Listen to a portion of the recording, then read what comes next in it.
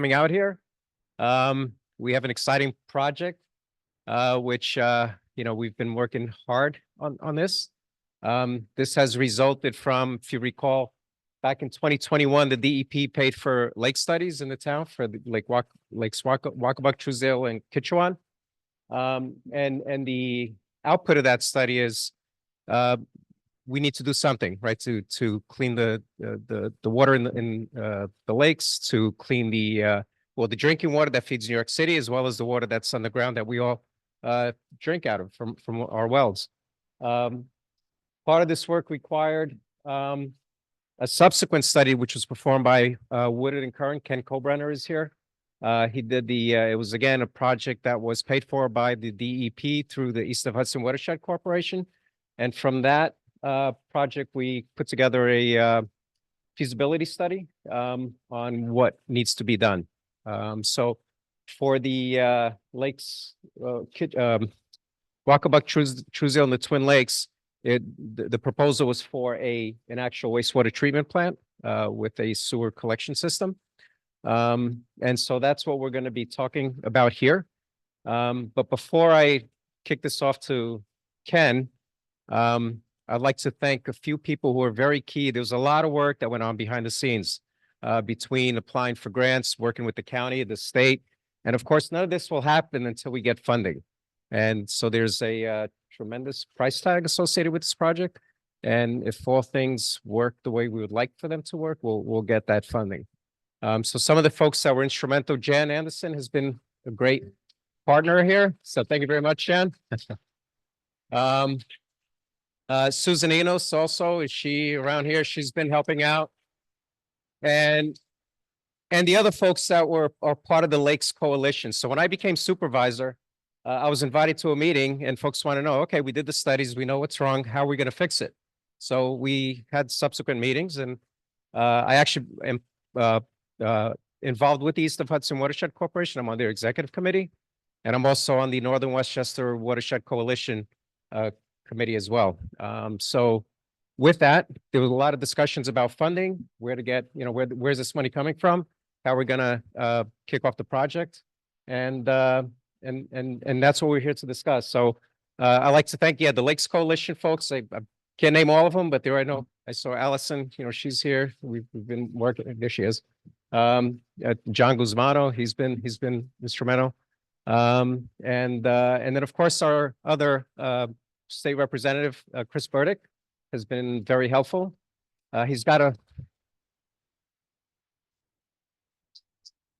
So Chris is like he's like the Energizer Bunny.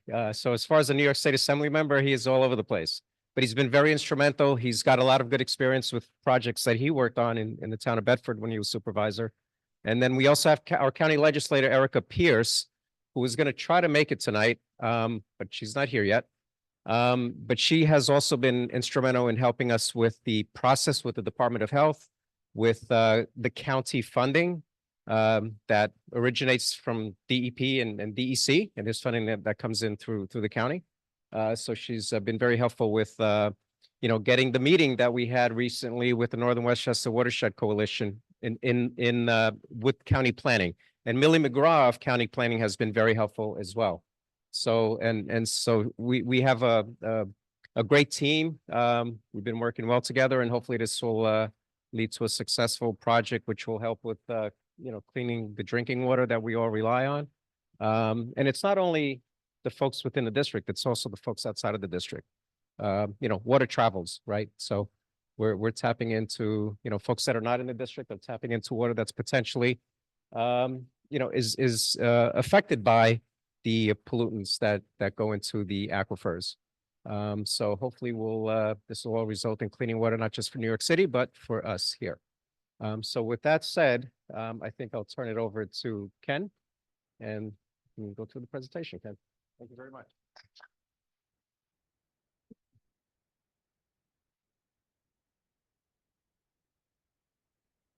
Great, thank you, Supervisor. Appreciate the opportunity to come tonight to provide an update on the project.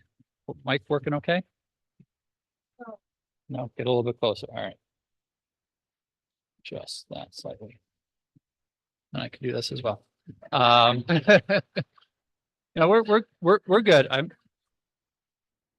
No, we're good. We're good. Yeah. Yep, we're good. Thank you. Yeah.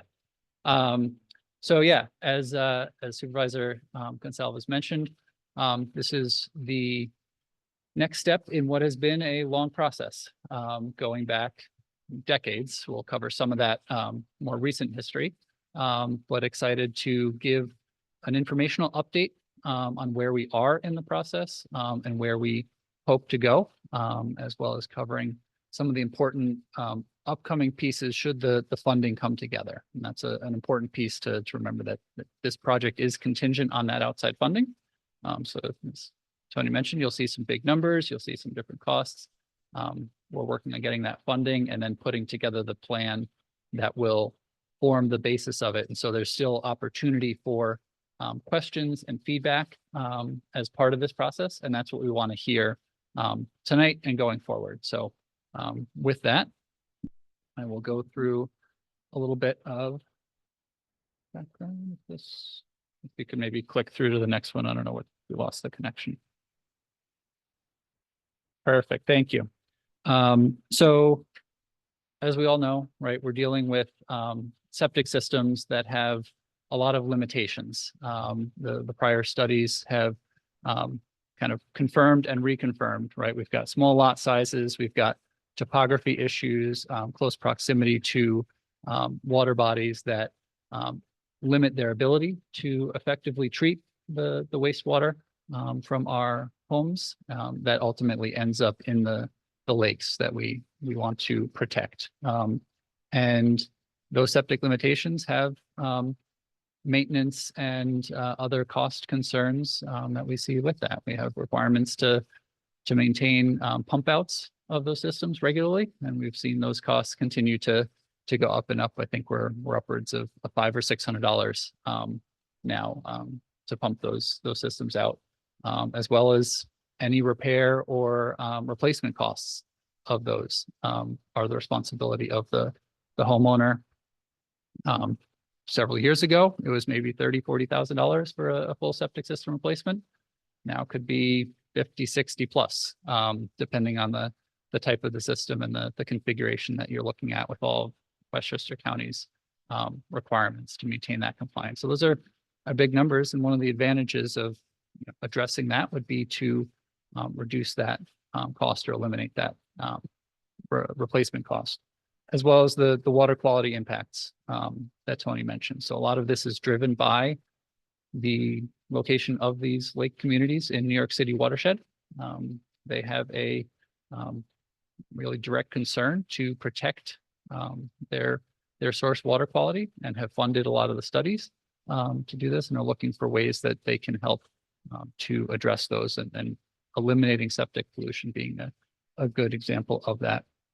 But not just New York City's drinking water. Our septic systems are discharging to the aquifers that a lot of the wells or even the community systems are drawing their water from. And so if we're not getting adequate treatment ahead of that, we have the potential to impact our drinking water quality. And so several alternatives have been evaluated, looking at, can we do a septic system repair program or maintenance program that might be able to help offset some of the costs of that, get some level of advanced treatment, something we're looking at in Kitchewan as well, or cluster systems, trying to take advantage of some sense of scale, but ultimately centralized wastewater treatment plant and collection system is where we currently ended up for these lake communities. And that was kind of coming out of the separate lake studies that each proposed an individual solution, but with some subsequent work with the town, the lake communities heard a strong preference. Is there an opportunity to do something to combine, leverage some additional sense of scale to do a combined wastewater treatment plant and collection system? And so that's what we're looking at tonight. If you could pop that over. So this is a layout of the proposed sewer system. with the properties in red being the ones that are currently proposed to be included in the sewer district, ultimately discharging to a wastewater treatment plant proposed to be at the town property down there near Truesdale.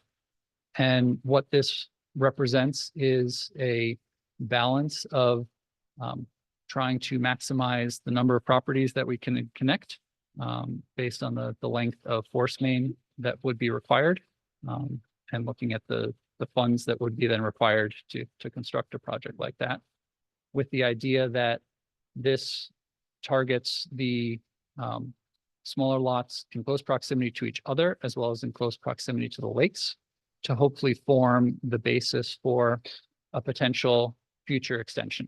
And so we can talk about some of that. If there's questions around what the treatment plant might be able to be sized for now or designed for to accommodate some of that future expansion. We've had discussions with the community of what would the rest of the lake communities look like. But for the basis of what we have right now, we are looking at just these properties. Is there?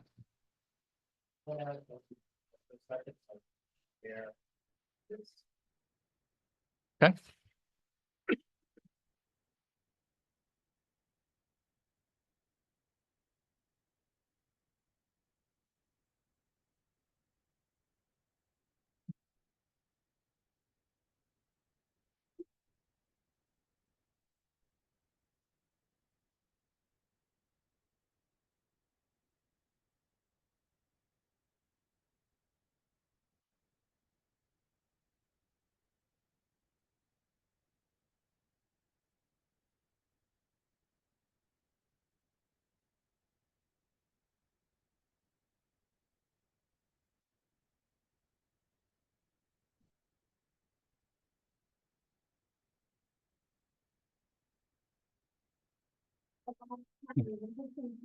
Many people ask if this is going to be affordable, and at that time, we did not have, I didn't know, we didn't have the visibility.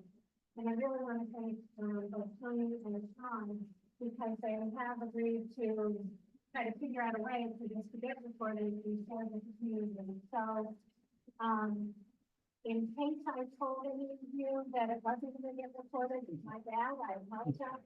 But please, if you do have talk to other people and say that, you know, and we think it wasn't recorded, please let them know that we should have something up. It'll be on the town website at some point. It'll be on the town YouTube channel as well. Sorry, that's on YouTube.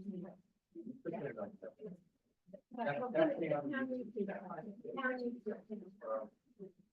Okay, thank you. Back in business. No worries. Excellent. So this is the project that we're looking at in terms of layout. Click to the next, we'll look at some of the numbers. So 304 properties are currently proposed to be included, which is an estimated flow of about 62,000 gallons per day. Based on the layout, and you saw some of the length required to connect between the lakes, a little over 5 miles of sewer main being proposed, in addition to the laterals and pumps required. Currently estimated about a $40 million project cost, which is the all-in capital cost, including the administrative soft costs, as well as a contingency based on where we're at a very preliminary stage of design and anticipating over the length of the project. We all know we've seen costs continuing to go up and up, especially in the construction industry. So carrying that, and the annual cost then for those properties within the sewer district to cover the annual operation and maintenance of the wastewater treatment plant and the collection system, and recognize that is that, as well as the out-of-pocket costs, are one of the spots where interested in your feedback. That's a number that's consistent with some other sewer districts in the area.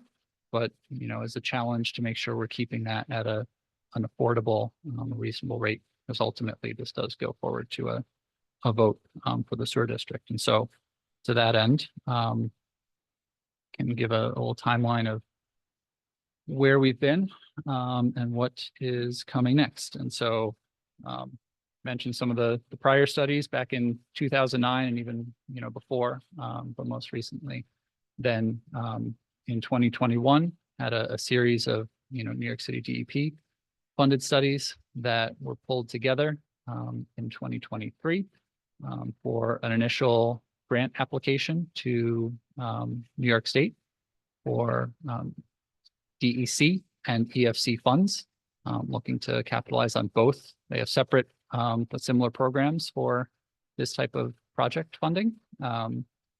Reapplied to those back in August based on some feedback that we got from both of those agencies wanting to work with the town to understand how we can make this project hopefully be successful, as well as working pretty recently with the county on looking to secure some additional funding for the project and have received some positive feedback and progress in that regard of moving forward to the Board of Legislators for a specific initial piece of funding to fund the map planner report, as well as a commitment from the NWWC for additional funds should all the other funds come in. So it's a little bit of the chicken or the egg, but yes, yep. It's a collection of town supervisors in the Northern Westchester to administer the funds that the county holds for those communities. And so that's why we're here now today to provide an update to the community and to look at, you know, what that feedback might be, questions that we're hearing. And so what are the next steps?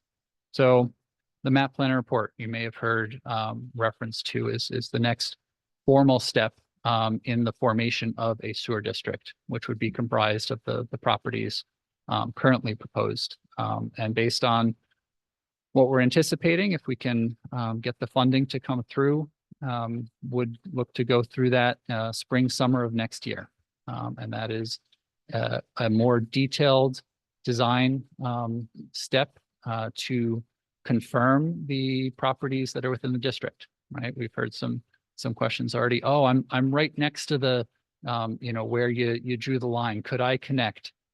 We'd have to do some additional work, you know, at a little bit, you know, closer level of detail to confirm things like that, to do an update on costs and make sure we're in the right range that will have an impact on the number of properties that we can serve, as well as, you know, some things like, what do we do with the connections? Do we bring it all the way to the property, or are there certain out-of-pocket costs for the property owners? Has an impact on how much capital we can do for the sewer mains. So that's the process that culminates with sewer district formation, which has formal public hearings as part of that process that would be called by the town, as well as ultimately a vote by the property owners of those properties proposed to be in the district. So just want to make sure we're clear that at this stage, this is informational, right? We want to hear the feedback and the questions. There's not a vote. There's not a vote scheduled by the town to move this forward at this point. We're still working on getting that grant funding. But should all of that come together in the timeframe that we're anticipating, would be looking at as early as later next year design and construction. And then that is a lengthy process, working through Westchester County Department of Health primarily, but other agency review and approval, and then ultimately the construction. And as I mentioned, the next one, again, all of this is contingent on that successful grant funding. And so this is not the type of thing that, oh, if this doesn't go through, right, there would be, you know, additional debt that would be incurred. We are looking to have the grant funding be the primary driver for covering those costs.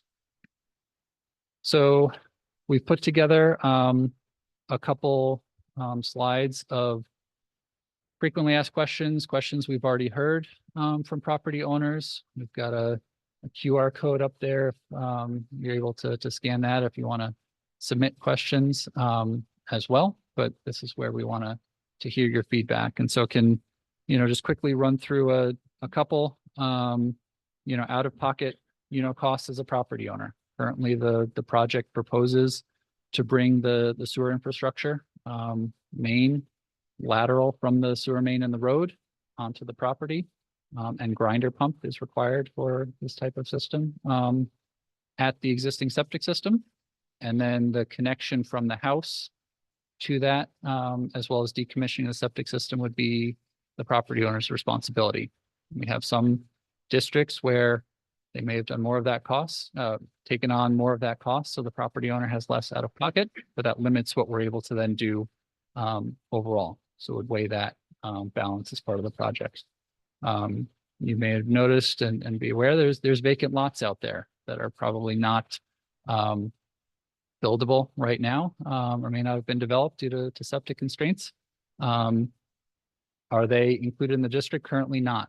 Only developed properties are proposed to be included, but could be an option if there's a vacant lot to petition to join in the future. Can I opt out? That's where this goes to you as the property owners. This is subject to a vote. So should that vote be successful, the property owners that are part of that district are all in that district then. There's not an ability to opt out and would then incur that annual maintenance fee for the project.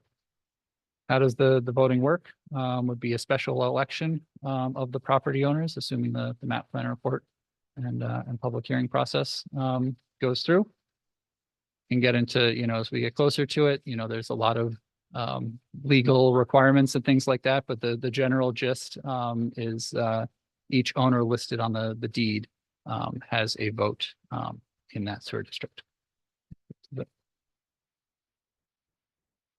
Can I expand my house, right? I'm currently limited by septic systems. And if we've got a sewer, does that give me an opportunity? Yes, within, current zoning code, right? We're not looking to change that and change the character of the neighborhood, but, might provide some opportunity there. What happens to the existing septic system? Septic tank would be decommissioned, filled in, so it doesn't become a hazard. The fields typically can remain in place. And so in terms of, cost, that's a pretty straightforward, part of the project. My home is in the proposed sewer district. Can I stop pumping my system now? No.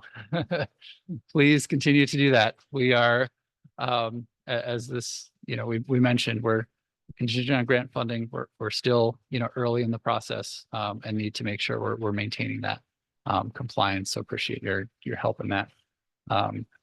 Any maintenance. So that's the annual cost is the $1,450 per year. Covers the operation and maintenance for the treatment plant. There would not then be any maintenance required or potential expense for, replacement of a septic system. That's then, kind of insurance against that. The last couple.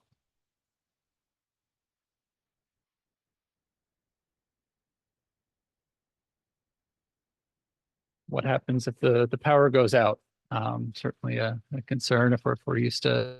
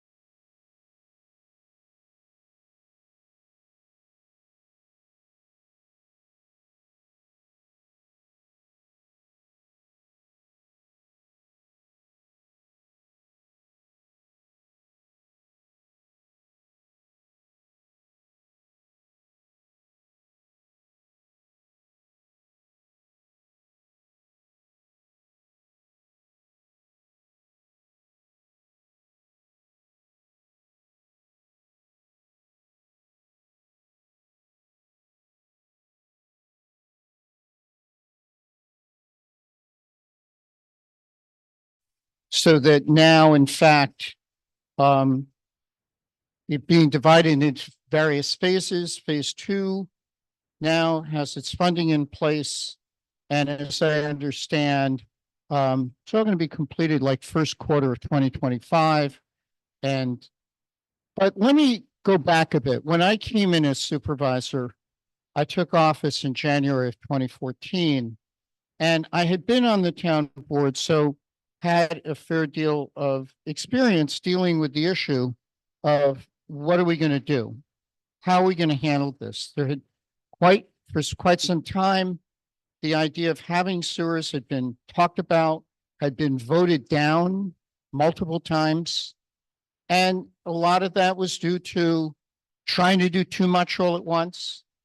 Also, one of the defeats was due to asking people who are not being benefited by the sewer district to have to pay in. And that got turned down. So a lot of what we were doing was to try to right size it. And we started with the business districts in Bedford Hills and Katona, KES, a few municipal buildings, and the Department of Corrections, because we got their wastewater treatment plant for $1, and other properties that needed to be put in there in order to satisfy needs of the New York City Department of Environmental Protection. And that hasn't been mentioned much tonight, but they are a very big component in all of this. And why? Because as Ken had mentioned, we're in the New York City watershed, for better or for worse. I actually think it's for better because this area wouldn't be so beautiful if there weren't development constraints that came about over the decades because of that. But in any event, they wield a lot of power in this because this cannot be done without a waiver from New York City. And why is because it means potentially more effluent going into the watershed. And interestingly, the long-held policy position of DEP is that septic systems are less likely to failure than wastewater treatment plants. I think that experience has proved differently than that. But I think also that the concern is that if you had a failure like that, it could be more catastrophic to the watershed. Hence, that waiver process has been in effect for decades. And what it does is it has a significant limiting limitation on what you're able to do and how large you can build your system. And what the wastewater treatment plant would be permitted to take as effluent, the maximum gallons per day that would be allowed. And let me tell you the significance of that. You know, when we first had broached the whole topic to the community, there were understandably a lot of very valid concerns. One of which was changing the character of the town. And I remember conversations with folks longtime residents who said, you know, we're going to end up with multi-story buildings in downtown Katona. And I said, well, look, you know, we have zoning. And for decades, the zoning boards and the planning boards have been very, very concerned and have been intent on maintaining the semi-rural character of the town of Bedford. The response to that, and I understood it, was, well, you know, future town boards, future zoning boards, etc., could change all that. And I said, well, that's true. But let me tell you about the New York City DEP. And they said, well, what's that have to do with it? And I said, because they will not approve a wastewater treatment plant that would be able to take a huge increase in the effluent that currently would be coming from those properties that are in the sewer district.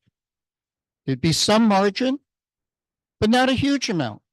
The point is that they're really, really careful about that and are not about to give up that authority. And they would fight it tooth and nail if Pete Harkam and I would try to change it through legislation. And I get it, because they want to protect the New York City drinking water. And so that's at the heart of it. And so instead, you try to come up with something that works, that provides some flexibility to the sewer district. And Ken had mentioned that, you know, you may be able to get an addition to your house, but are you going to be able to have massive developments? Not going to be able to do it, because it's going to exceed those thresholds. And what happens is DEC, which is New York State Department of Environmental Conservation, is the one that issues ultimately the permit, which is actually a discharge permit, even though it's going into the wastewater treatment plant. And once a system starts to go over 80% of the maximum capacity, DEC will come in. One, what are you doing to reduce it? Two, what are you doing to add capacity? You're in trouble. And so you have to size it, and you have to have constraints. And so what we did in Bedford was that we adopted a sewer law. And that sewer law restricted the extent to which, you know, somebody comes in and says, oh, you know, I want to put in whatever it might be that's going to use a ton of water. And that's going to end up going into the wastewater treatment system. And the answer would be, that's a problem for us. And so that helps to regulate it to stay within the limitations. So, you know, ultimately people realized that, you know, there were checks and balances that would prevent that kind of change. And that in fact, the character of the town would not be impaired. And in fact, that is what has taken place since phase one has been put in. Ultimately, the referendum passed by some 95%. And then when we had the referendum on phase two, we were actually having more of a problem with people who wanted to get into the district. And, you know, we couldn't do much because we had funding in place that would take care of X amount of miles of pipe, X amount of pump stations and so forth. And, you know, so if another street wanted to come in, we said, sorry, we can't do it. Maybe at some future point we could do it, but we can't do it now. And so the referendum for phase two, which included some 90 homes in Katona, passed by, I think it was 96 or 97%. And I spoke to Supervisor Ellen Calves today to say, so Ellen, tell me how it's going. Tell me what kind of feedback you're getting. And she said, you know, people seem to be very pleased that it's going forward. They're pleased because it takes the worry out. That's a lot of it. That, you know, Ken had mentioned, the cost, particularly since the pandemic, of having to replace a septic system has become frightfully expensive. I think everybody knows the material costs have gone up, labor costs have gone up. And should County Legislator Erica Pierce come here, she could tell you her own experience in which she had to pay $80,000 for a new septic system for her house. Now, I'm not suggesting that each of you who have septic systems, that would be the cost for you. But it could be an issue if you're on a constrained lot. It could be affected by the soils that you have. it's an expensive proposition. That's not to suggest that $1,400 a year is inexpensive. I don't want to suggest that. It isn't. And it's more than you would be paying for pump outs once every 5 years. But it also is really important in terms of having some peace of mind, or at least that's what we were hearing back from residents who said, yes, we want to do this. This was not an easy thing. You know, people who would look at this and, you know, weren't involved in the process, they think that, you know, this was easy for me. Let me tell you, it was not easy to bring this forward because there are a huge number of moving pieces. Ultimately, it is obviously the electorate that decides whether they want to do it.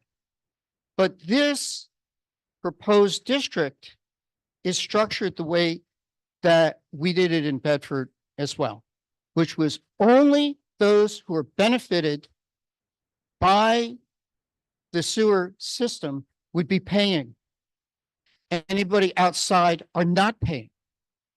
Further, one of the things that we did in Bedford, and the plan is here, is that instead of doing what they did in Somers a few years ago, which was called a permissive referendum, in which the town said, well, we're going ahead with this unless 5% of the voters in the proposed district say they want a referendum. We said, no, we're not doing it that way. We're going to have it that there's going to be a referendum. We don't think that people should be put through that. We think that we got to put it up to the voters. And you know what? If we couldn't convince people that that's the right course of action, then that's the will of the people. That's fine. But we honestly did feel that it was the best course for those living in the district. And, you know, we tried to be as absolutely transparent, bring forward the facts, have a lot of public discussion about it, and change things around to try to be responsive to it. And, you know, ultimately the whole process between when we started it out, which was about 2015, and I forget when the vote was, but we're talking 2-3 years later because we had to get the funding in place. This is not going to happen quickly. Just not going to happen. And one of the roles that now I'm trying to play is to help to make sure that there's funding available from the state, which would be one of the pieces of funding for this. I serve on the New York State Assembly Committee on Conservation. I work very closely with my Senate colleague, Pete Harcum, who chairs the Environmental Committee in Conservation Committee in the Senate. And he was instrumental in making sure that funding for the Environmental Facilities Corporation and the Department of Environmental Conservation, which was going to be cut, was put back in. And we did likewise on the Assembly side. Because if you didn't have that, you're not getting the EFC grant, okay? And so I worked very closely with Pete on that. We're also very concerned about making sure that, you know, that lake associations just might have an opportunity to get a grant. And he sponsored legislation, which I co-sponsored on the Assembly side, to try to change the authority so that lake associations could get funding. Right now, they can't. Right now, it's only municipalities. And we want to change that. So our job is to try to be helpful. This is totally a local decision. Totally up to what the voters want. And as they give basically the marching orders to the town as to what they want. And so that's my part of it, what it was in the past. And I understand. There are a lot of, just as there were in Bedford, there are a lot of really valid concerns about this. Costs being very high. Concern, again, as I mentioned, similar to what we had in Bedford about character of the town, and all of it valid, and there should be, you know, a robust and open discussion about all those issues. But ultimately, it worked. And I think it has worked well. And it certainly is what I'm hearing from my constituents in Bedford, you know, that they're happy that it's going forward. It also is something that was really important obviously not an issue for this, but it was really important for the business vitality of Katona and Bedford Hills, in which you had septic systems that were in failure going into the aquifer. And that's what you have here. And people were also concerned about, as Ken had mentioned, what's it doing to my well water? What is it doing? And here, what I hear is, what's it doing to the lake? You know, is anybody going to be able to swim in the lake? You know, what does it do to the quality of the lake? And then what's that do to my property values? If it becomes to the point where you can't swim. I'm going to stop there. I've talked enough. And so, thank you.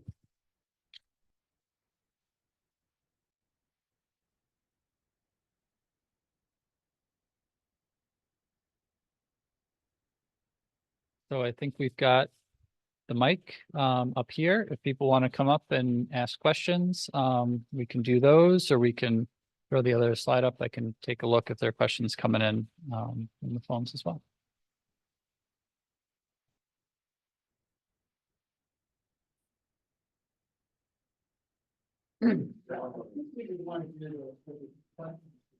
Yeah, we've yeah, if you could come up to the question. Yeah, we've got the mic up here so we can.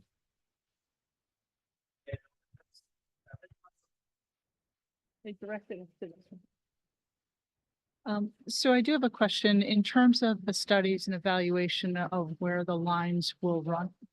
I can. Yes. In terms of the studies. Oh.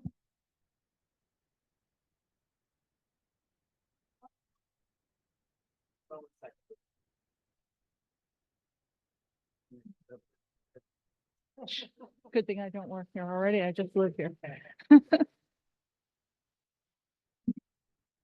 Yeah, I guess we could do that. Okay. Is that okay? The one that's staying. Okay, if I was as tall as this, yeah, that would be okay. So I guess the question I have is specific to the studies that were done in terms of evaluating where the lines will run, both the main lines and connectivity back to homes, in terms of whether that will impact or disrupt the root system of some rather significantly large trees we have in this neighborhood, or in the impacted neighborhoods, and whether that has been looked at and considered as part of the evaluation, because I believe a significant disruption of the root system and a loss of those trees is not going to be necessarily beneficial to the lakes as part of the filtering and the natural systems in place today. So just wondering whether that's been done yet or not. Yes, I can speak to that. In terms of the sewer mains, would be proposed to be almost entirely within the road right of way. So already the paved area. Exactly. And that would be probably a 4-inch diameter, 4 to 6 inch, depending on the area, pipe. And then there may be potentially on the private laterals getting from the main in the street up to the property. And that's where, as part of the detailed design, would look for how to route that best to minimize impact to those large trees. Yep.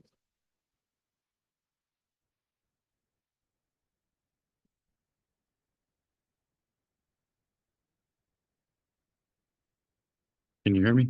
Can you hear me? Okay, my name is Rob Cummings. I live in Truesdale Lake area in the lower part of that map. I have a couple questions, but I think this is a good project. Our lake is a man-made lake, unlike the other 3 lakes. It's 100 years old, and a lot of the houses are on very small lots. So I think it's a good thing. Any diversion of the septic outflow into the lake is a good thing. But I do have questions. You mentioned the zoning restriction. I have experience. I lived in Armonk, and they put a sewer system in 25, 30 years ago. And the streets that it was on, some of the houses doubled and tripled in size, and there were houses built where you couldn't build a house before because they didn't have a viable septic system or area for a septic system. So just kind of waving a magic wand and saying the zoning laws in the town will take care of it, it needs to be codified pretty exactly, because whatever loopholes there are, they're gonna come. And I'm not against expansion. I'm not against improvement, but it will happen. So that's one question. And the second question is about this. The plant will be,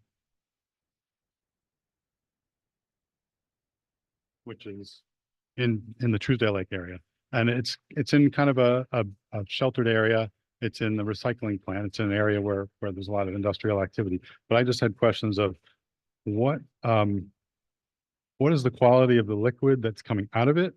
I know it's going into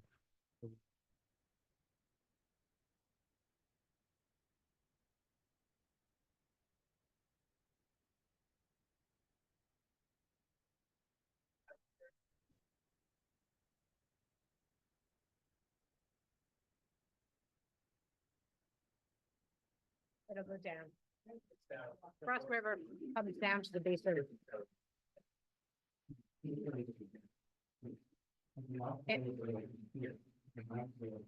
It runs south. If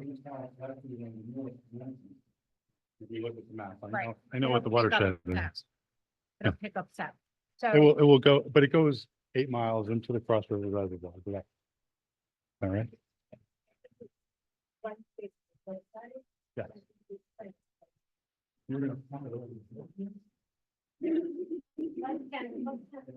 Okay, that's my question is what's the water, what's the quality of the water comes out? Can I put a cup in there and drink it?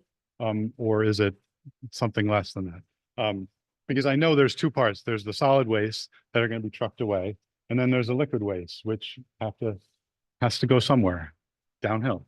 And then my second question is, since any accidents would directly affect Truesdale, like what are the precautions taken at the treatment plant to eliminate the possibility of leakages and spills? And then how big is this facility, and what is the odor level, noise level, and light level of this facility? So.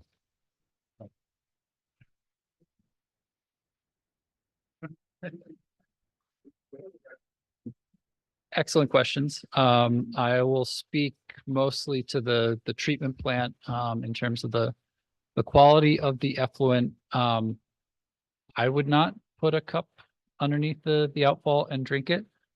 It will look similar to drinking water quality. I have seen at plants that have half a step a higher level of filtration. I've seen operators do that at treatment plants.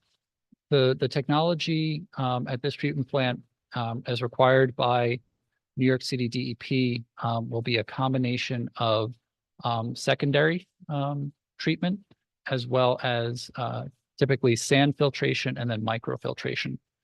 So drinking water treatment would add a maybe higher level of microfiltration or reverse osmosis on the back end of it. So you're getting very high quality effluent, again, as required by New York City DEP. In terms of the, yeah.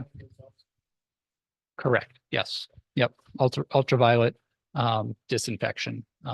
So the older standard was typically chlorine gas or sodium hypochlorite liquid format. The UV light eliminates or reduces the risk of chemical spills, which is really the primary concern that we have if we're talking a treatment plant. If there's chemical storage required, and there are requirements again through DEC for spill prevention plans and storage areas for those, as well as for the the treatment plant itself, in terms of the tanks, the storage tanks and the process tanks, typically reinforced concrete, leak tested, during construction. And then with the, pumps and, other equipment redundancy built in to eliminate the risk of, backup or, overflow should there be an equipment failure. I just look here in terms of the character of the plant.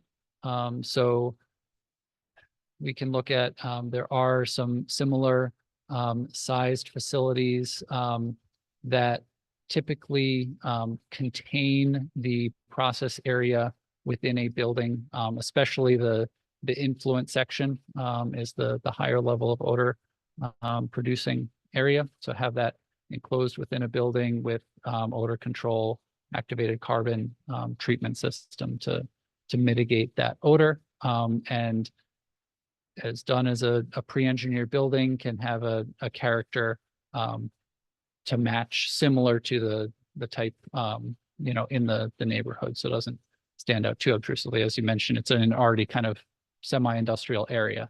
To have that, and the lighting again would defer to local requirements, but would be looking to minimize the 24-hour. We're not looking to have lighting running 24-hour, but have provisions should there be the need periodically in an emergency for maintenance at night. Noise level.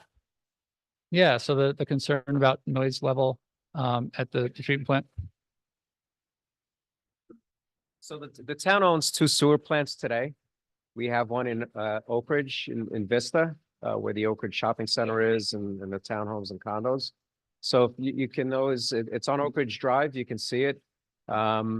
It looks like a regular, it fits into the design of the community.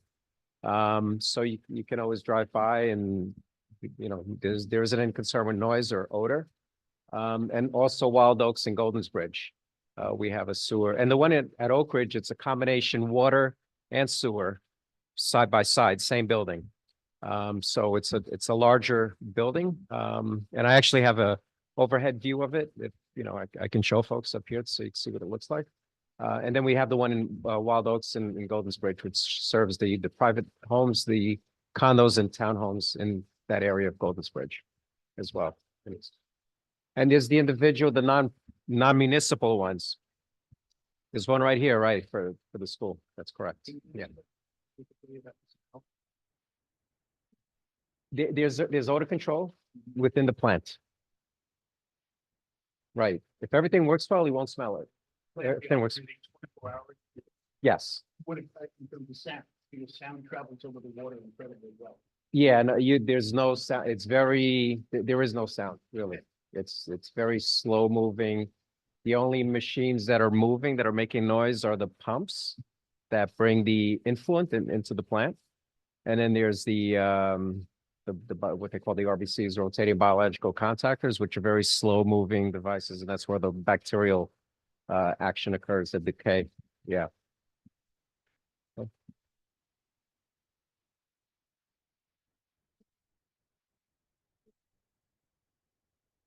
Right, see, and it's going to the, point where the athletic ball, and then it flows into the opposite seat. So it's very possible.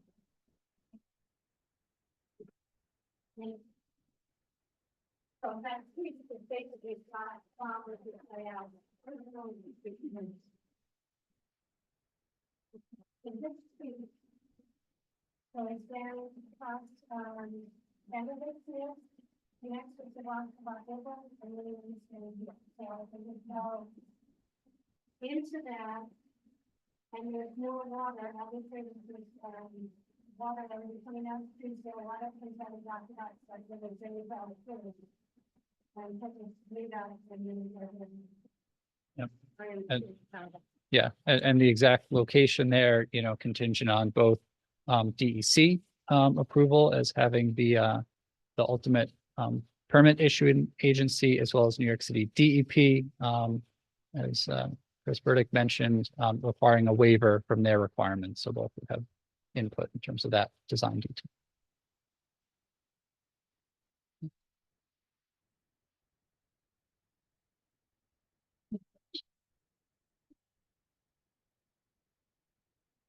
Hello, Glenn DeFaber. I have a property on Boughton Road. Boughton Street, I'm sorry, big difference. What I don't understand is this is going to be in an historic district next to the townhouse. Am I correct? Okay. There is town-owned land on Main Street in the middle of the project. There's town-owned land on Lake Wacabuck, closer to the water. Why is all the effluent being pumped up to an historic district to benefit everybody else, putting it next to a house that's probably going to be 30 feet away? Now, you talk about all the other sewage treatment plants and all Wild Oaks, Oak Ridge, Michelle Estates, the Meadows, they're all far away of all the houses. Is that coincidence or is it done for a reason? Okay. The $1,450 per year, I would assume that's based on assessed valuation. Is that correct?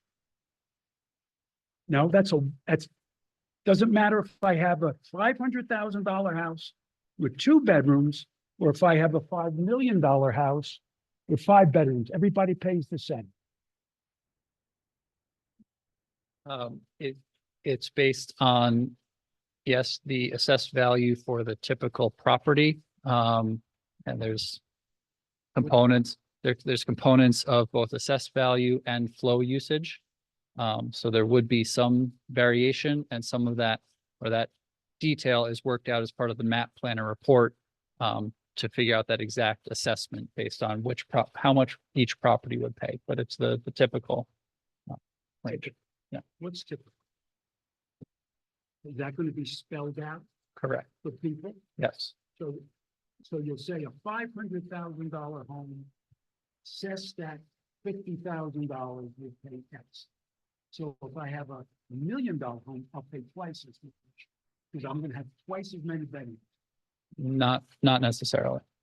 Well, Toll Brothers Estates down at Oak Ridge, you have to ask them what they pay for.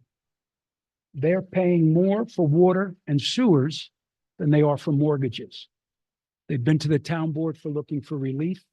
They still haven't gotten any. Number 3, the cost to hook this up, grinder pump, decommission the septic tank could cost anywhere between $5,000 to $10,000. That's cheap. You know, some people it is. A lot of people isn't. Maybe in Lake Wacabuck, the more wealthy areas, it will be cheaper. Truesdale, Twin Lakes, I'm not so sure. Lastly, nothing will be built until the entire cost is funded by municipal agencies? Or will it be built and then it's going to be, well, or it's not going to be built, and then it's going to be, well, you know, we're 10 million short. We'll have to borrow that. And then we'll wait for the funding. Is that how it works? So all the money will be in place when it gets built. Okay. I would hope all these details are provided to the people when they're voting in the election. Thank you very much.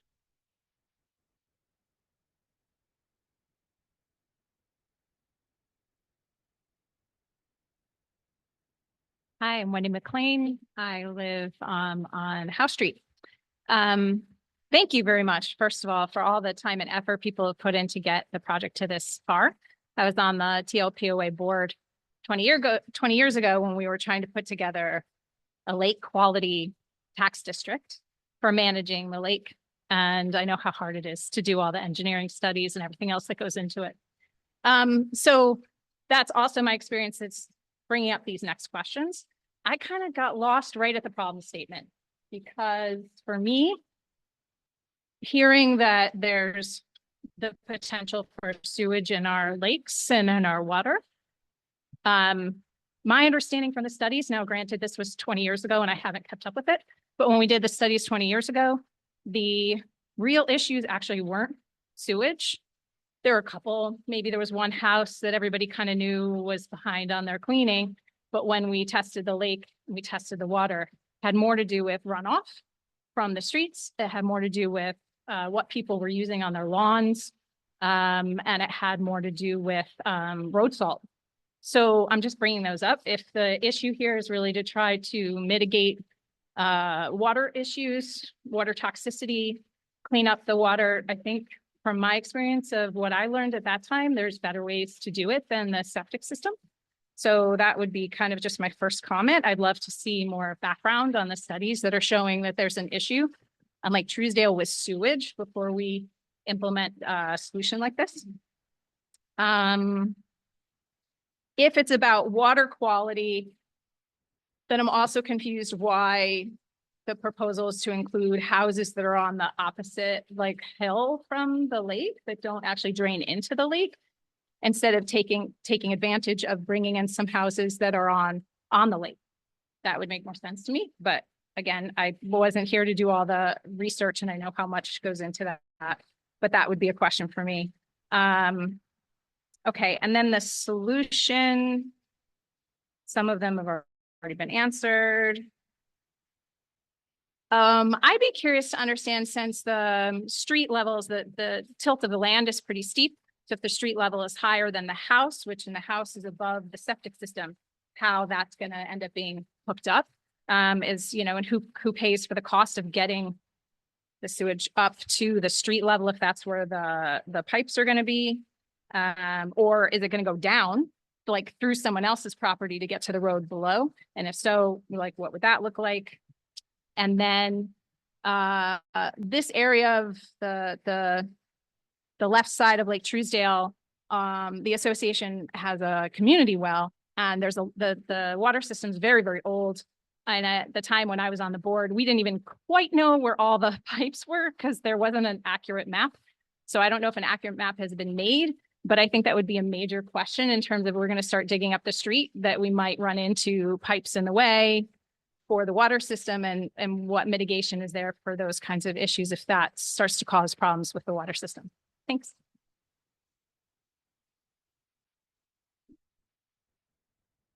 Thank you. Those are some great questions, and especially in terms of the water quality. You're right. It is not just wastewater that is impacting the water quality. There is stormwater runoff components as well. The fertilizer, right, contributing phosphorus as the limiting nutrient. Some of the more recent studies do have updates. And I think they're on the town website for each lake in terms of the wastewater impact. And that's where, you know, with the funding that we're looking at a wastewater solution, would love to see, you know, we've got to say something, you know, funding for stormwater improvements as well. Looking at treatment options there.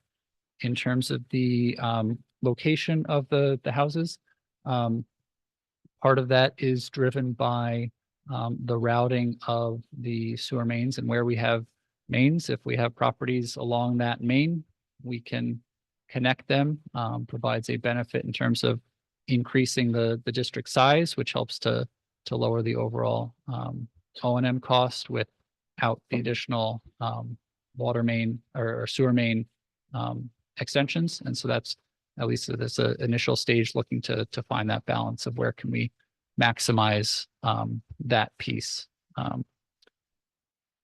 And in terms of, you know, some of the specifics of, you know, properties below the sewer main, the intent with the grinder pump would be that would help to pump up or would provide the force to pump up to the sewer main, and having those would eliminate the need for multiple larger municipal pump stations throughout the community, which would drive up the overall cost.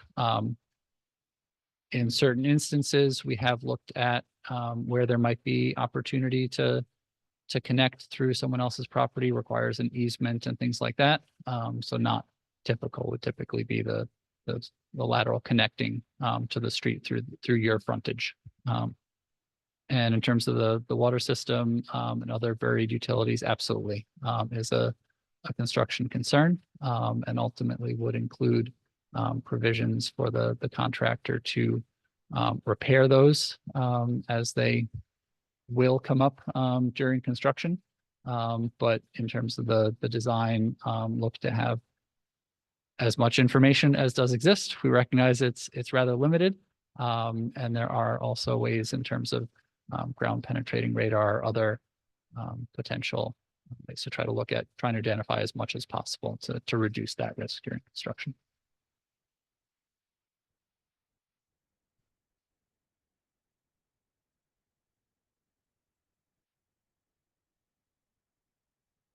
Yes, like my name Boris. I live in Twin Lakes Village. Was it? Okay, so I'm Twin Lakes Village, and I have a couple questions. So I understand this system will replace individual septics, and if I made some calculations. So if you divide $14 million by 3 or 4 households, it's about slightly more than $130,000 per household. The cost of replacing the septic system, let's say 50,000, I think. So if we have $15 million and we just replaced all the septic systems on all households that are included here, wouldn't it be kind of cheaper solution for the problem? That's number one. Second, are there any numbers regarding the maintenance fee increase year over year, where the similar system were installed like several years ago? Because any maintenance fee tends to increase. Any service fees increase year to year. So when we say when we were given this $1,540 estimate cost per household per year, what would it be in the 3 years? Is there any estimate? That's my questions.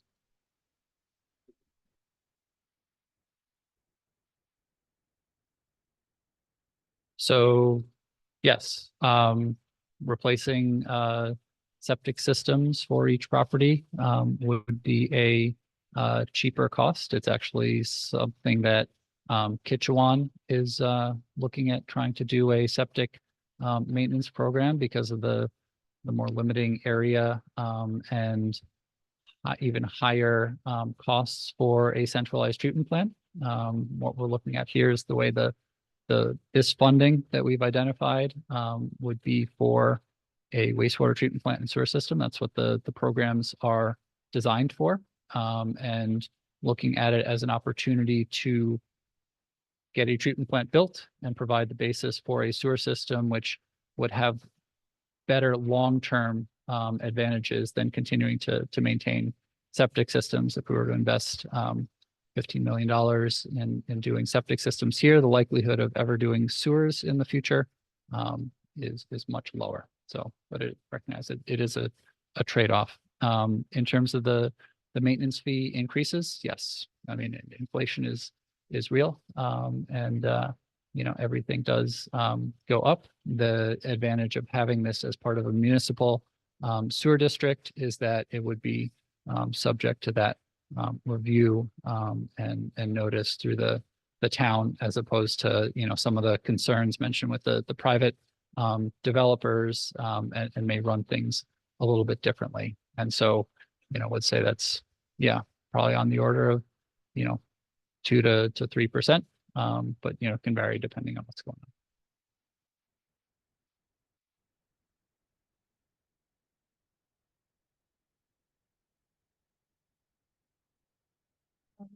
Bob Bernaza, I live kind of across from where they want to put it. Most of my questions have already been asked, semi-answered. One thing about the noise. With all these pumps to get the stuff, where are these pumping stations going to be along the line? Or are they going to be noisy? Besides for the building itself being quiet. And the second question, you kind of, which I didn't even think about until tonight, is kind of brought up at possible future expansion. Now, we just heard about in Katona and Bedford, once they put it in, they couldn't expand because it wasn't big enough for more hookups. So has that been taken into consideration in the size of the plant for the future?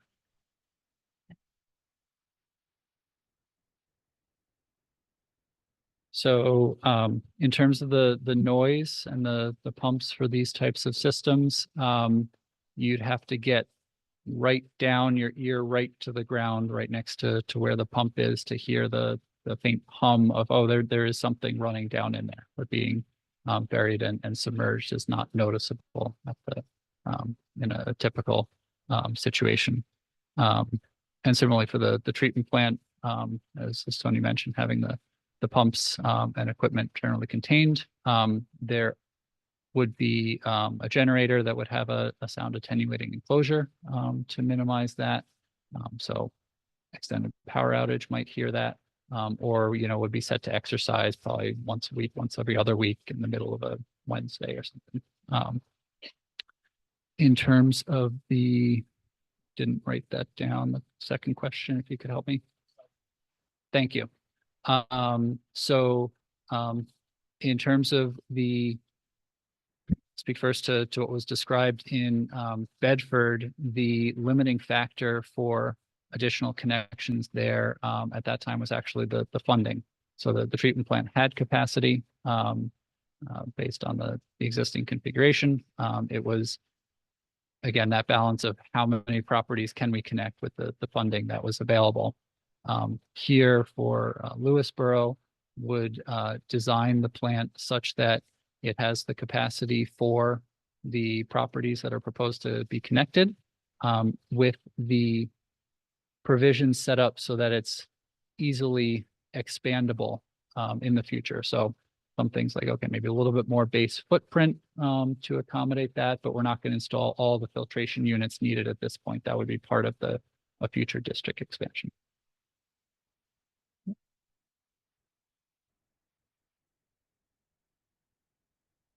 Good evening. My name is Lucille Munns. I am here with two hats this evening, one as a resident and one as a drinking water commissioner for Lake Truesdale. And Chris and Tony, I would like to say thank you. Thank you very much. This is tremendous. Seriously. I've worked in municipal government for 40 years. I can't say how amazing this is, quite frankly, because it is to get this kind of cash for a system like this. Civilized and industrialized societies move towards sewer systems. End of story.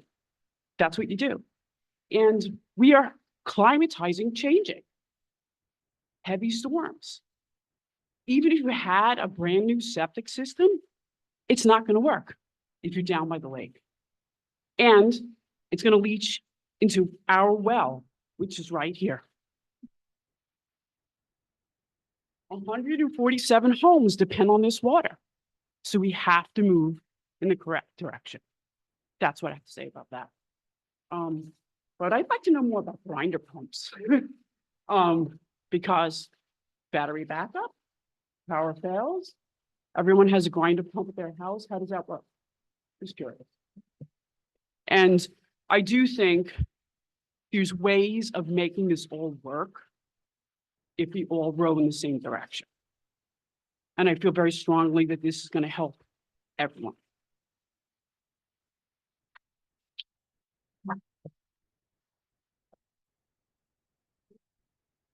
Thank you. Yes. So the proposed sewer alignment relies on grinder pumps for each property.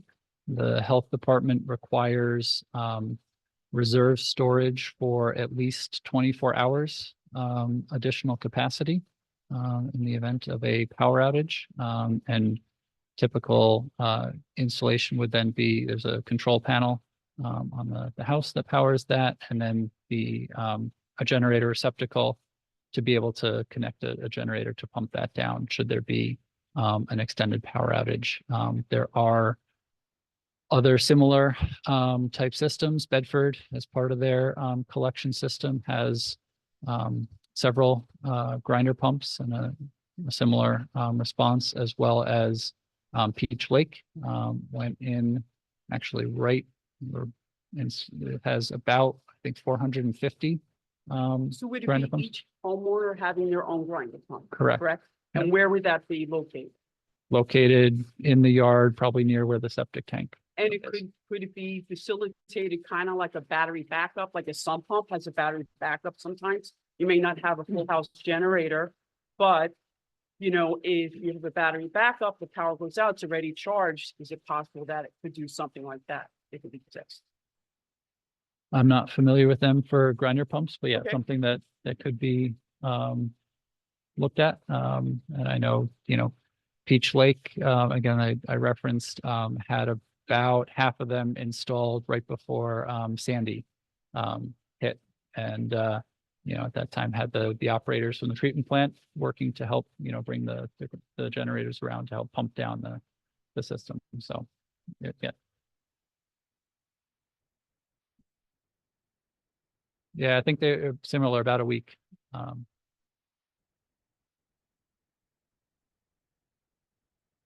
Yep. Yes. Then it requires a portable to be able to pump it down periodically. Or would be, through the maintenance from the sewer district to have generators available. Again, Peach Lake, as a reference, has several of them that they then work to deploy, again, in those extended power outages. If we're, several hours up to a day is typically fine. So-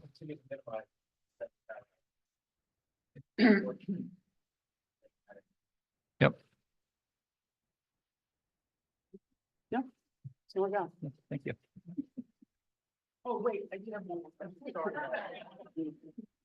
Sorry, forgot. Got the water tap. Yeah, so we don't know where all our water lines are exactly. We have an idea. And I understand there's a minimum horizontal separation between sewer and water of 10 feet, correct? And so if you need to make changes or impact our water line, I don't want to be responsible for that. So I don't want to be responsible for that. Are we clear? I believe we're clear. Okay. So what I'd like to say is that we have to look at this in holistic fashion. So if there is a conflict between the lines and it's going to make more sense to run the sewer one way, but you're going to hit some water lines, it would be nice if there was some additional funding to upgrade a 100-year-old water line as well. So maybe we could look into that, Chris. What do you think? Come on. I would like a water district to be created. Actually, I do. Considering the pipes are 100 years old and I've been losing sleep over lead testing of the pipes for the last year. Yeah, that'd be great. All right.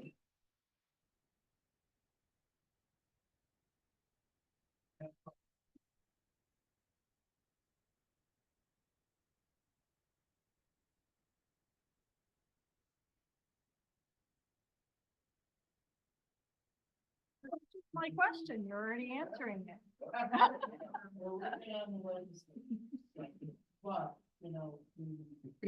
happen to live in Oakland, and we have the municipal. And I have to try and recognize that. Moving in there,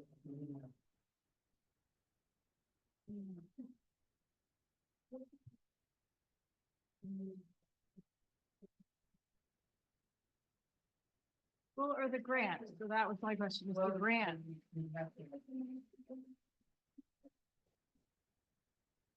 Yeah. But the connecting part of the funding, actually, Well, I think at a minimum, when you start to do all the detailed topographic survey and utility line testing, you're gonna know where 99% of those lines are. Maybe you're gonna do some pothole tests just to confirm those locations as well, depth and location. We'll at least have a map, a working map. I've been working on that as well with GIS and some other information. But we'll have a map and then we can make some assumptions at that point, what impacts there could be, what other potential funding that might be in place for those potential conflicts. Okay, that's it.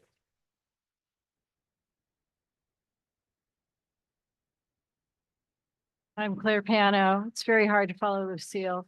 I just wanted to say, and you're kind of touching on it right now.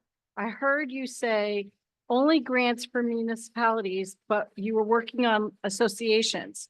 We have two, actually three associations, kind of, right? Kind of in Lake Truesdale, but if we could supplement and get more grant money to support this effort, maybe we use it to address the 100-year-old water lines or whatever, but could we possibly get some movement on that area in order to support this water, the sewer situation? I don't want to this. And,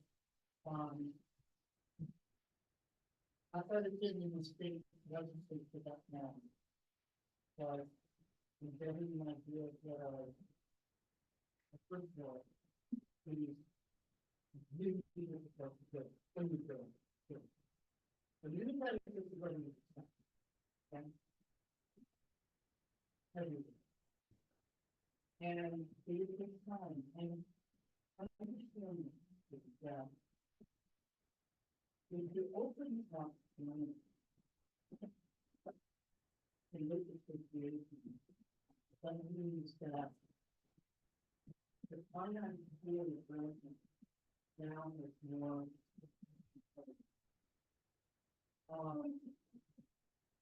I think that the environment is still in the it would be different between it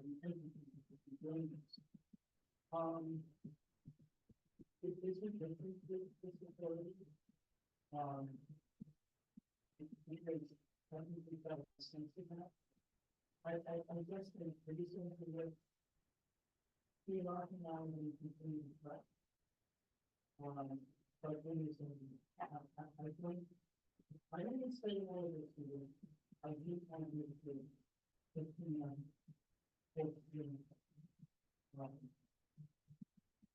it stands now, it's not a point, for one different I think it's past. And then you will. I mean, the reason why because you got money in debt. Coming in there and sort of make you not without.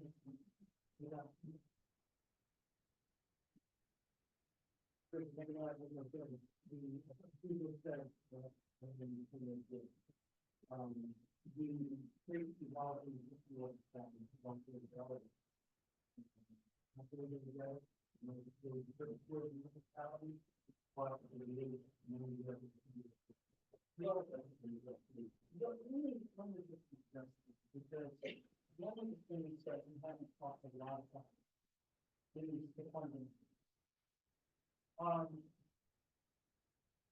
What you want to try to do is to cut the cost of the project. The objective is to get all these things by factor money here, that's a piece of this. The thing that we're always on is special union. And the interest on that, even though it's low, you end up having to be paid for by property. And it is really screwed up in the cost. I mean, I don't know if the pen has the math on that, but when you did that compensation in you know, and so we kept on looking at it and saying we were going to get the entire cost of the project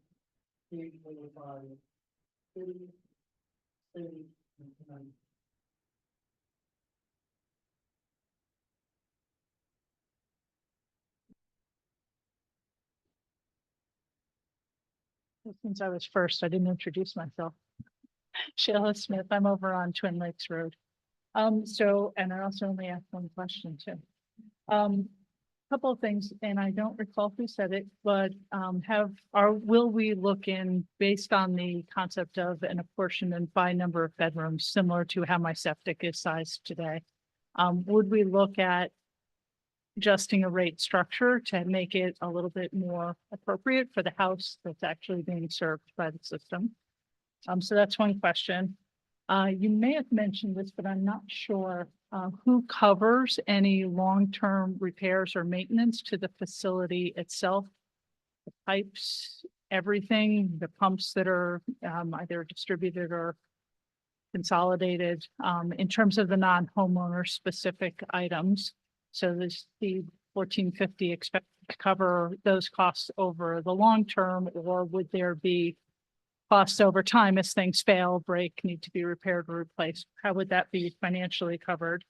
Would we expect to have all of the approvals in place? So we talked about DEP approval prior to taking this to a community vote, because I wouldn't want to vote on something that wasn't final. So I'd like to make sure that we've got everything in place before we go out and ask the community to vote on a solution when we're not really sure that the solution we're voting on is necessarily going to be approved. Would also anticipate, or at least expect, that we would get visibility to all of the projected homeowner costs associated with bringing this to life. So we've heard some numbers about costs of grinder pumps, connectivity into where the existing septic location is. So an understanding of what those might be. And then the other thing that was mentioned that happened in Bedford is there were some considerations for zoning laws to keep things from projecting or ballooning out of control. Would we evaluate and look at the zoning laws and considerations prior to bringing this to a vote? So we could in fact understand if we have controls in place, because one of our bigger controls in place today is the size of your septic. So if we suddenly eliminate that as a controlling factor for number of bedrooms, et cetera, and square footage of a house, we would need to have those mitigating controls in place and agreed to by the community prior to bringing a vote to the community to look at the overall solution, whether or not we would be behind it. I'm not against it. I just want to make sure that we're all fully informed before we're ever asked to vote on something of this nature.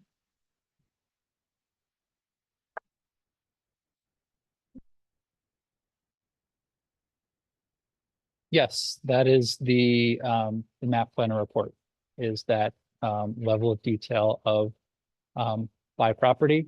This is the cost. This is the structure that was used to develop those annual costs. There are a range. Bedford does 90% assessed value, 10% water usage for one district. They have a slightly different structure for another district because it's a different mix of commercial and residential. Peach Lake is based on bedrooms. And so that's where, you know, again, as part of the map planner report, we'll be able to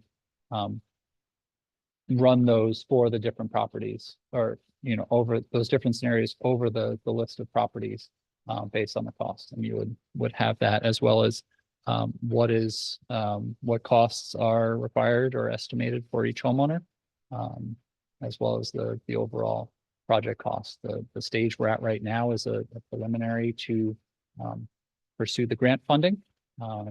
But then the next step would be that map plan report, which is the detail that is ultimately voted on. In terms of the approvals in place, I think there would be some additional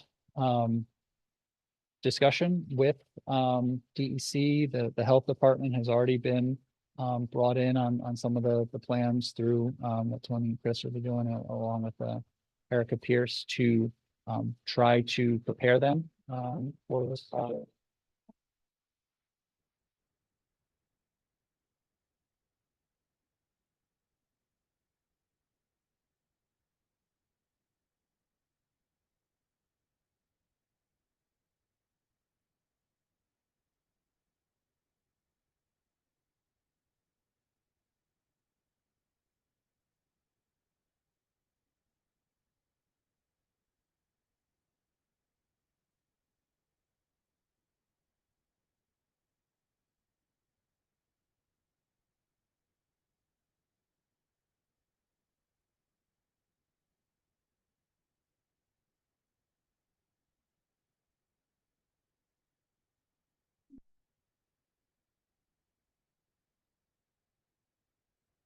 Yeah, we would definitely look at the zoning. I mean, those are good questions in terms of the zoning that exists today and what we would have to evolve to. That's something we would want to look into. Whether it can be done prior to district formation, it takes a while to develop those laws, but we could certainly look into that based on, I think we have to look at the map plan report first. And there would also be the sewer law formation would be required, so there is a process there. Correct, right, right. If I could address that in part two, the sewer law in effect is a zoning. Because it limits what you can put there. And, you know, bear in mind that we're talking about the district itself. If you find outside the district. Because the concerns are what would happen with development within the district. Because it wouldn't be applied outside. Just to be clear. If I can just add something too, as someone who's recently done a pretty large expansion on their home on Truesdale. There are limitations from septic, but it doesn't actually limit what you do beside the bedrooms. So if you are very afraid of seeing bigger homes go up, that's not limited by this. That can still happen. And I think it's really important to understand the difference there, that their bedroom count may not be able to change, but the size of the home and the look from the outside can. Yeah, I just say about that bedroom count different to the size, and that's determined by percentage of the permeable on the size of the land, nothing to do with the setback. So I think the ground rule from men is sometimes allowed to add 1,000 square feet or double your house, whichever is less. It's those sorts of rules that wouldn't change. So some people currently have a 5,000 square foot three-bedroom house. And that's nothing to do with the same. I think it's just an important thing to understand. That's a good point. Yep. But the bedroom count that you're talking about actually is imposed by the Department of Health. And so what would be different here is that would not any longer be the decision of the DOH because they're not doing the septic anymore. But it is something that can be addressed with sewer.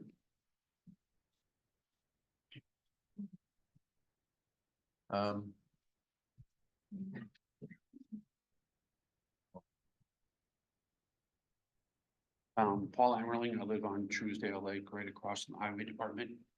So a couple of quick statements, and for those of you that know me, you will not be surprised by my first question.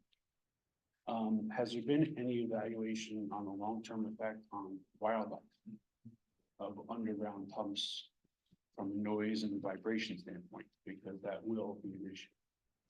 And, you know, flowing water and things like that we will not perceive, but our animal friends will. You know, the wildlife in our area is one of the things that makes this unique. I would hate to see that be disrupted. Second is, the statement was made that the maintenance costs would be shared by those benefiting from the project. The project is made to improve the quality of the lakes. Right, so why is everybody lives all the way around Truesdale? Not sharing the maintenance for people that live all the way around Wacabuck. Since the lakes will be made cleaner, that's their benefit. And second, as my buddy Glenn stated, there are other properties. So when I bought my house, I've been in my current house for 8 years. And we moved in, we knew that across the street, literally across the street is the highway department. There'd be some noise and visual associated with it. But we didn't buy our house knowing it was going to be a sewer treatment plant. And so for those of us down there who already deal with the noise and the visual of the current state of affairs there, it's just being added upon us as opposed to other properties that may be more discreet.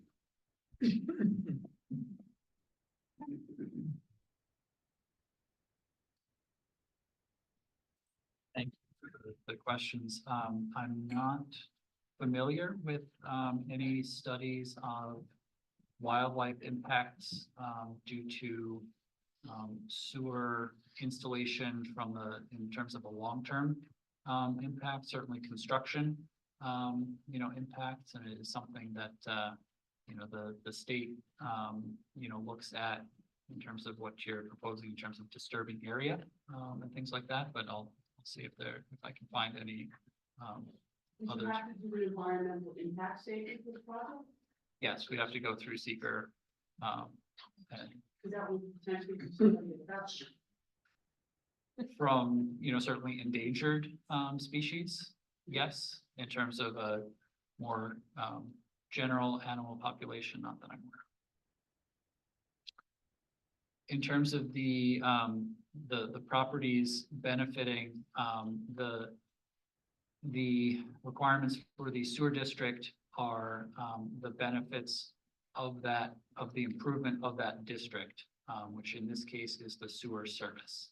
And so, that's how based on the, Office of the State Comptroller, how the formation of the district, is defined, would not be able to be applied to, the rest of the lake communities or the properties. That would have to be a separate, if there was a lake district or something, some other communities have pursued, to try to share in some of those costs. In terms of the impacts to, the visual and aesthetic, we've talked about the noise, the visual, I think, Tony, you're pulling up here. Yeah, as a- I'll, just to get an idea.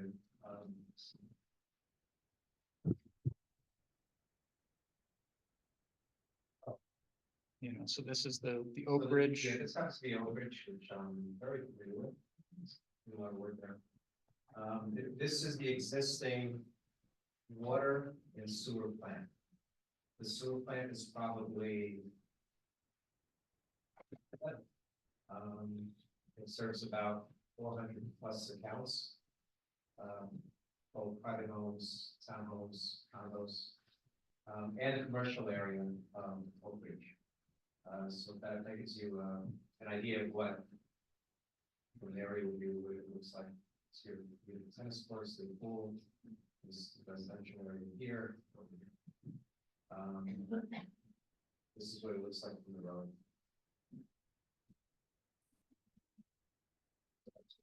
Potentially would be located something similar to this, smaller, behind the recycling center.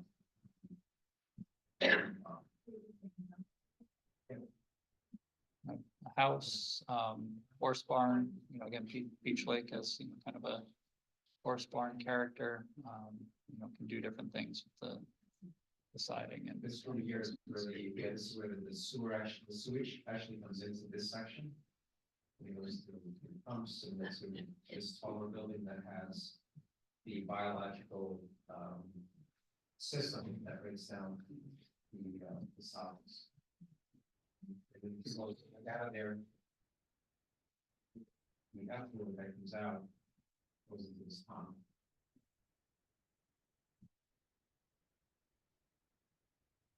Okay. Right. So I live next to Paul, right across the street from the highway department. So we see the highway trucks go in and out. We live with noise and this and that, but I am encouraged by your saying that it's not gonna like drive me crazy with the noise. But what I do want to say is the quality of the lake is so important. We live right on the lake, on the little point right there.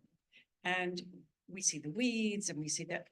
Now I know that there are many factors which go into the quality of the lake, and that's fertilizer and the road conditions and everything, but I do know that the septic runoff is huge. And I would like to see this happen to give life to our lake, our beautiful lake. And it's not only about the lakes, it's also about the, like we mentioned the drinking water. I've been talking, so we've had, has anyone heard of PFAS? PFAS chemicals? Okay. So I had a discussion yesterday with DEC regarding particular development, happens to be in Golden's Bridge, where their private community well system, and they have PFAS, higher levels than the state's threshold. But they can't afford to put in the filtration system. If they were a municipality, they would be able to get grants, but since they're not, they can't. So I've been talking to the DC, and I found out that they actually did studies around that area in private wells to see what the PFAS levels were. Some of them had the MCL, or the maximum contamination level, is 10 parts per trillion. In some of those cases, they were, I think the number they shared with me was, well, no, actually, what they did is they sampled 14 or 15 homes, and 10 of those had the MCL levels were higher. The PFAS levels were higher than the MCL. What they determined is that the origin, because there's no industrial area around that area of Golden's Bridge, that it's coming from septic systems, from what's being flushed down the toilet, just products used at home. Same thing with Meadow Pond. DC is doing the PFAS levels there, where that water is not, has not been, it's not drinkable, it's not potable at this point, because of years ago, other reasons, but now with PFAS levels being as high as they are, they, made the situation where they issued again a non-drinking order, right? Which again, they've been using bottled water for many years, but the DEC ended up doing some testing of the ground, subsurface. They've been drilling, they've been pulling up, they actually put in a new well to test that different spot. And they're determining that the origin of that is most likely the cleaning products that were used in the school to wax the floors, and so there's more work being done. So they are doing this investigation, but the point is that what's going down the drain is impacting your drinking water. And if you could divert that into a plant, and eventually with the federal EPA, their new regulations, they're probably going to require sewage treatment plants to also mitigate for PFAS. So just wanted to add that point.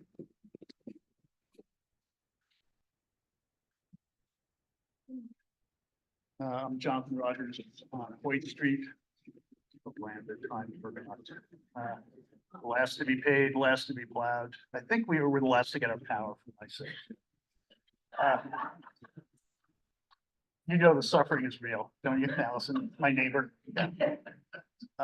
Anyway, I'm wondering, and this may have been asked answered in the presentation, why the east side of the lake was excluded in the plan. Second question, because why the east side of the lake was excluded?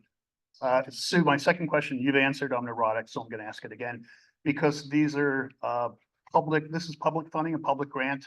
This will not give any access to the public to use the lakes, correct?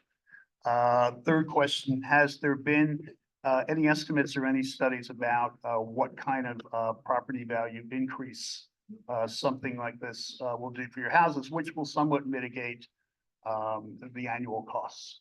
They could be significant, maybe not, I don't know.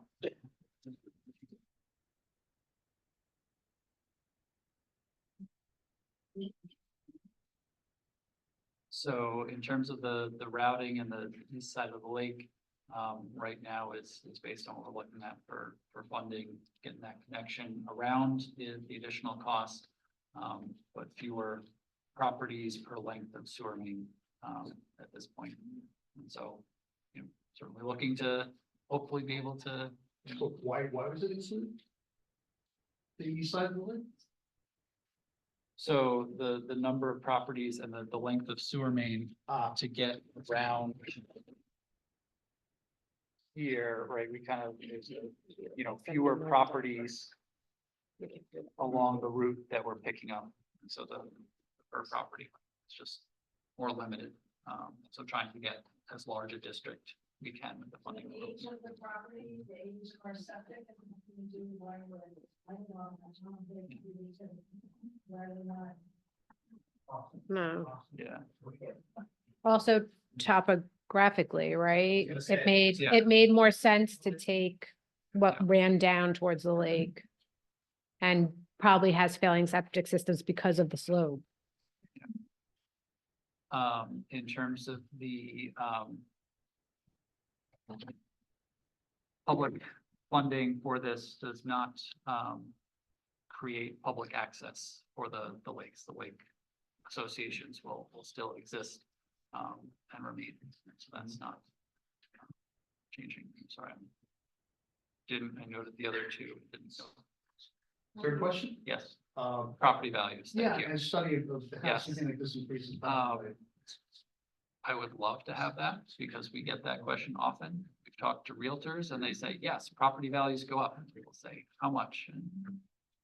And what are the variables? Right.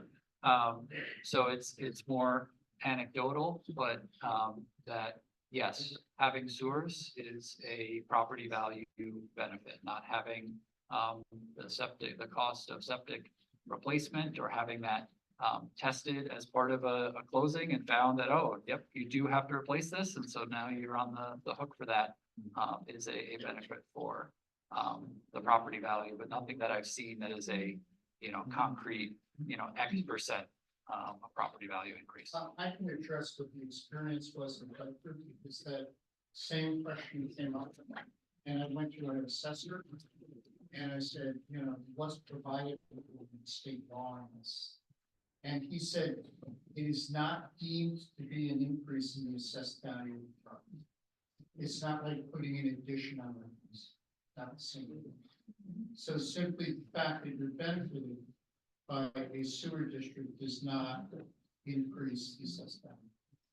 That, and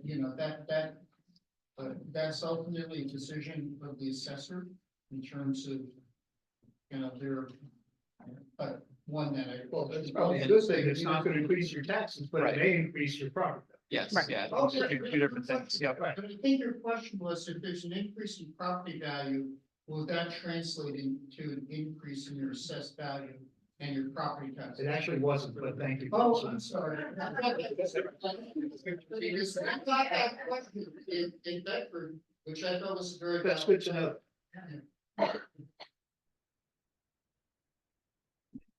Hi, I actually don't have a question. I just have a couple of comments and I think Wendy is left. Sorry. She's not here.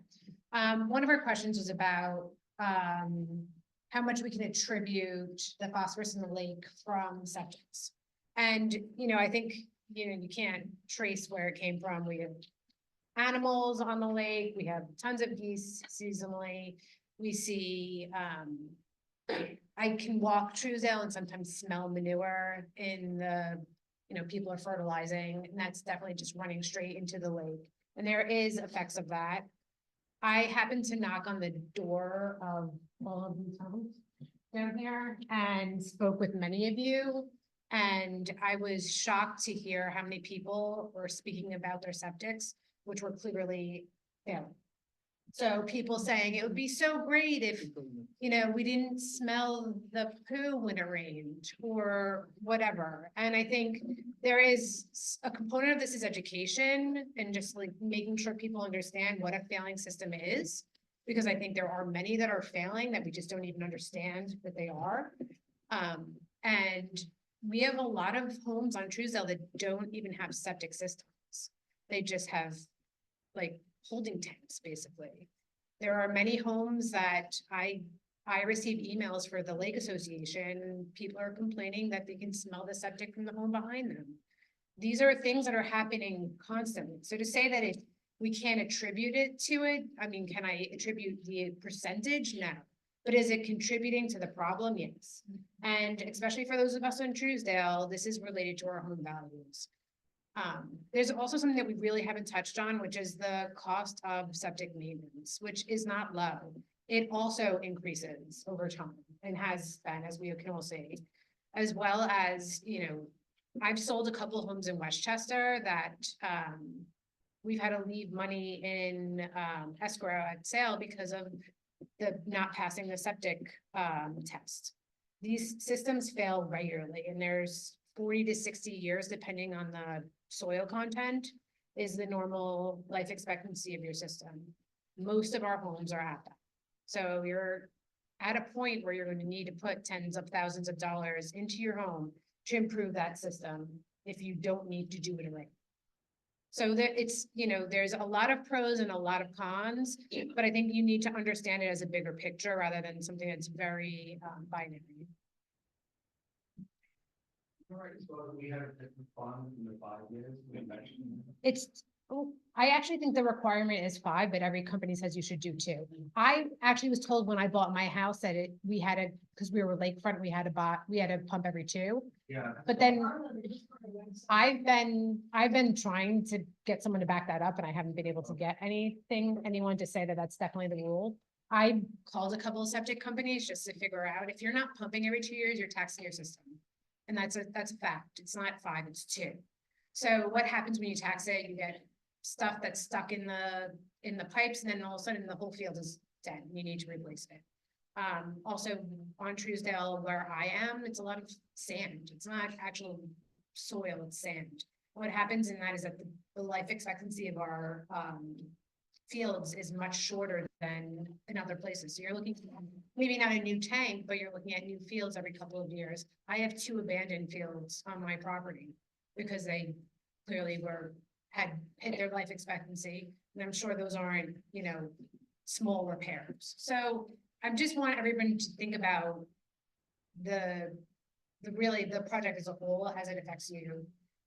One last thing, and I get a lot of calls from realtors when they're trying to sell homes. The fact that the TLPOA has a water system is a huge selling point.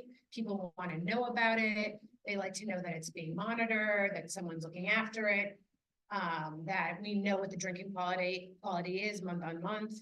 That is a huge selling point, and it's, you know, can I quantify it? I don't know, but I know it's something that people really do care about. This would be very, very similar. So, you know, if, as you're thinking about things like that, it matters. Thanks.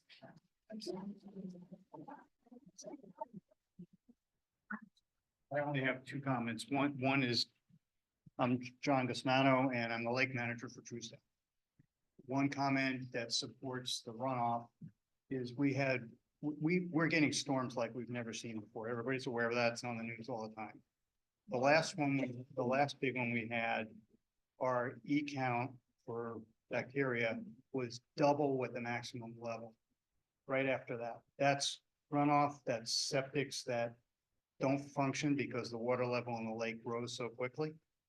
So that's normal. That's becoming the norm now. So anything we can do to alleviate that, the septic use is good. The other It was question- more than double, wasn't it? It went from like 17 It was 400 and something. from 17 the week before that. Yeah. So that's the effect that you can see when you have these huge storms. And the limit's 235 or 238. I forgot what it is exactly. But yeah, it was, that's kind of thing I'm seeing because we test every week. The other question is, from the time this is approved and we all vote and say yes, what is the actual time that the homeowner is going to have to start shelling out money? Because I think that's important for everybody here and for people to be able to say, okay, if I know 5 years from now, all of a sudden I'm going to have to start building in another, you know, $1,500 into my cost. It gives them time to plan.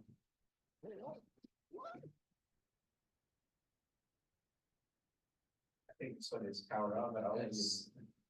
Yeah, essentially, but at the end of construction, if we're again successful in all the grant funding, right, all that capital cost is paid for, so. Once you get your detail map out, then you gotta do your All- surveying, your piping.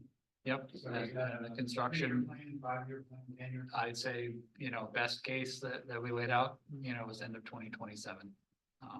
Probably further out. So it's a long process and there'll be, you know, opportunity then, certainly as we're applying for approval, okay, we're moving forward to construction and then as we're getting into construction, continued updates on where we're at and when we'll, you know, anticipate those costs. Thank you. Yeah.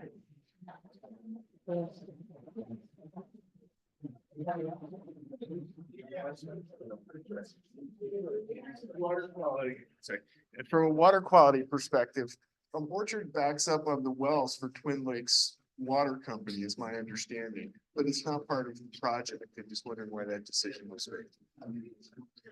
Yeah, that's.